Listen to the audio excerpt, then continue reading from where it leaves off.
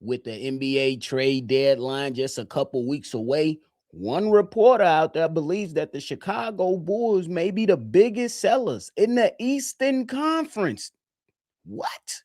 We got to talk about it. And then we got a game versus the Boston Celtics tonight, and we take a look at what's ahead for the Chicago Bulls as the next 5 games. It's about to get tougher for the Chicago Bulls. But before we talk about it and break it all down, you gotta hear the music first.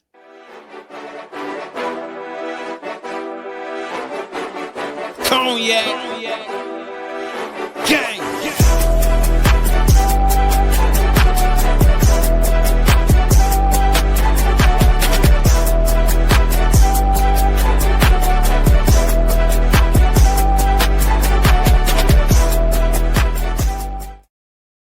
Shy Boys Podcast with the Cognac Boys. I'm Cognac Boy Bobby, and I'm holding it down on today's daily episode. So if you're tuned in, locked in, and ready to talk Bulls basketball, make sure you hit that like button and subscribe to the channel. So yes, you all heard it correctly, ladies and gentlemen.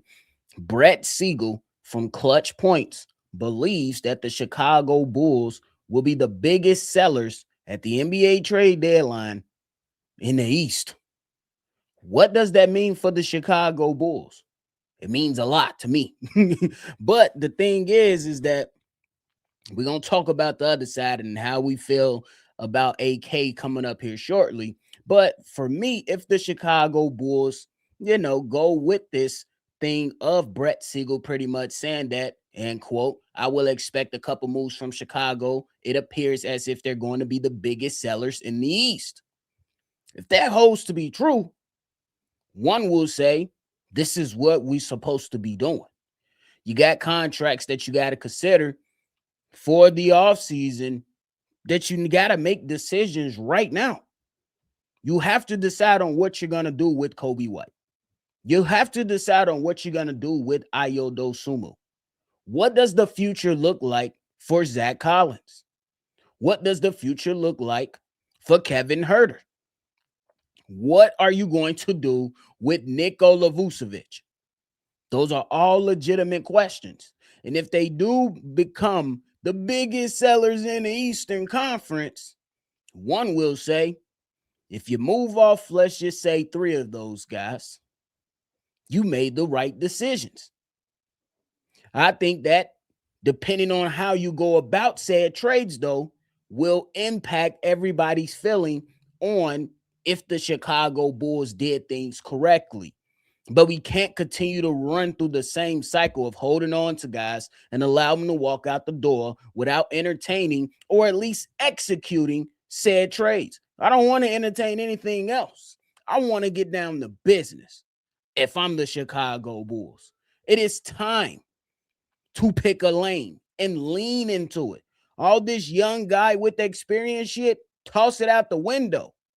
It's time to move accordingly and get this team where it's supposed to be, a team that we can have more pride in and celebrate more than just coming to the table and saying, at least we made the play in.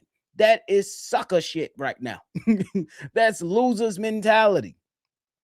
I look at teams that we're going to face tonight and look at the Boston Celtics and say, hey, their best player in Jason Tatum is down.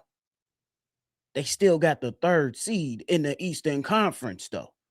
They're still above 500, while the Chicago Bulls are trying to find our way and climb back to that level of where we felt the Chicago Bulls could potentially go. But once the Chicago Bulls started 6-1 and then went on that bad losing streak and started to win games again, I said it. Let's not fall in love with the honeymoon phase again. We should be trying to position ourselves for the now and the future. It's not just about one good season for me. I want to see sustained success in Chicago.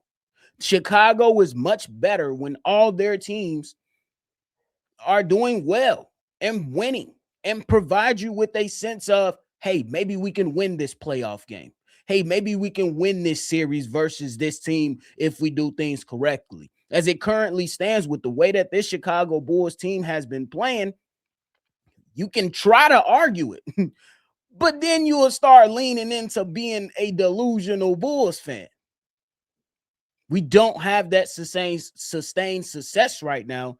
That's why when it comes to the notion that the Chicago Bulls may be the biggest sellers in the East, I say you very well need to be. Everything should be on the table. Everything.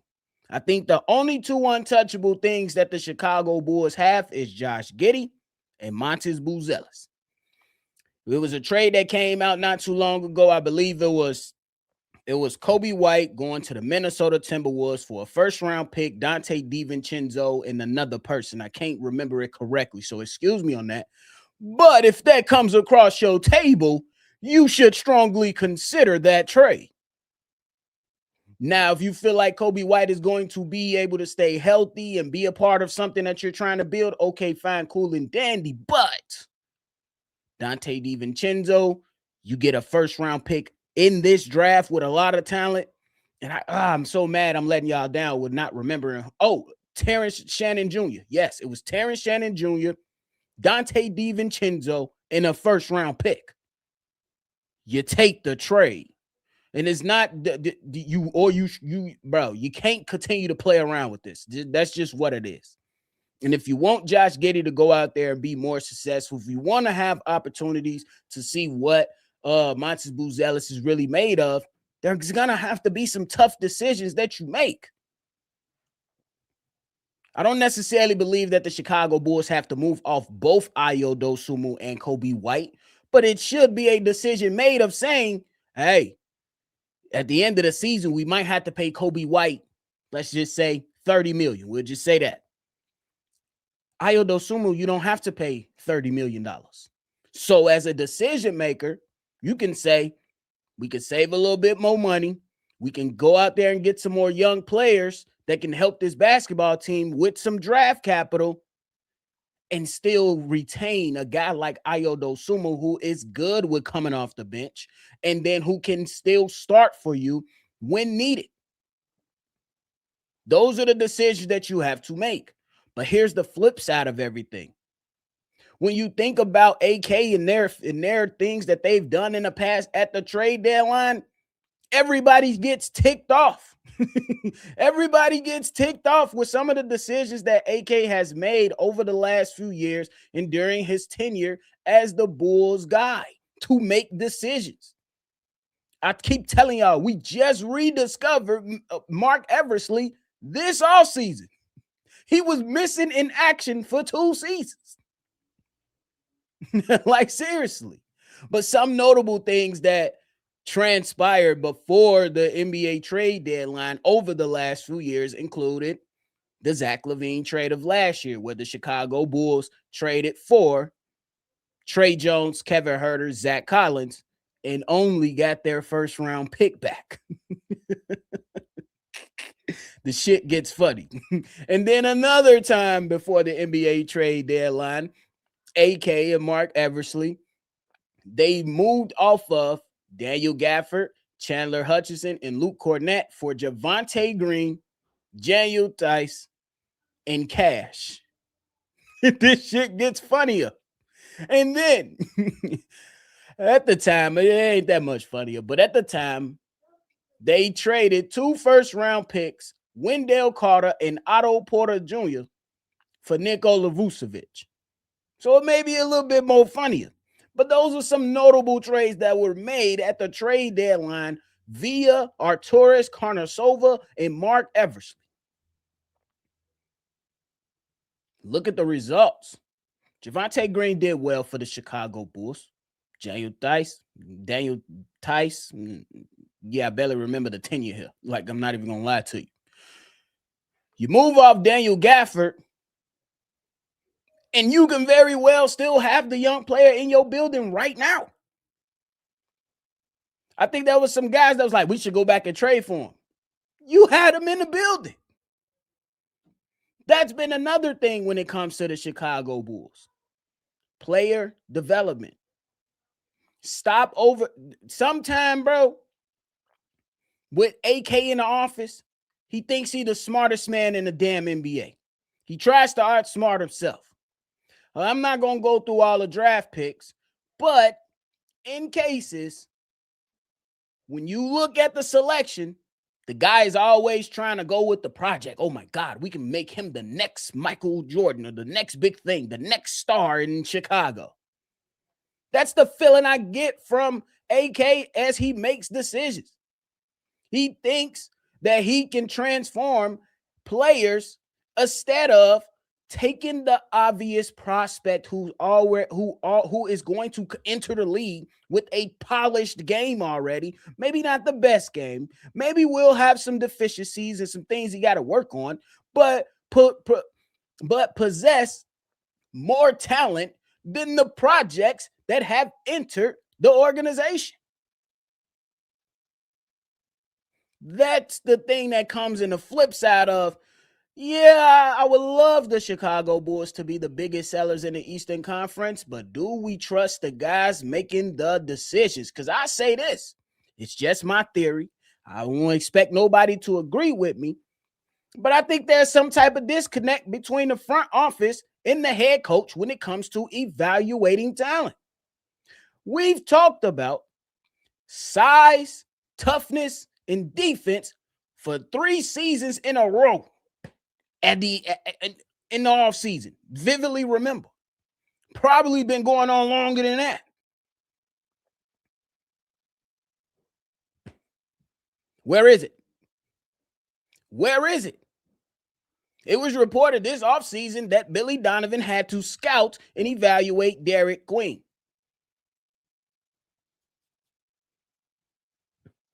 More evidence to say, yes, I would love the Chicago Bulls to be the biggest sellers in the Eastern Conference. But the problem is the decision maker ain't that damn good at making decisions.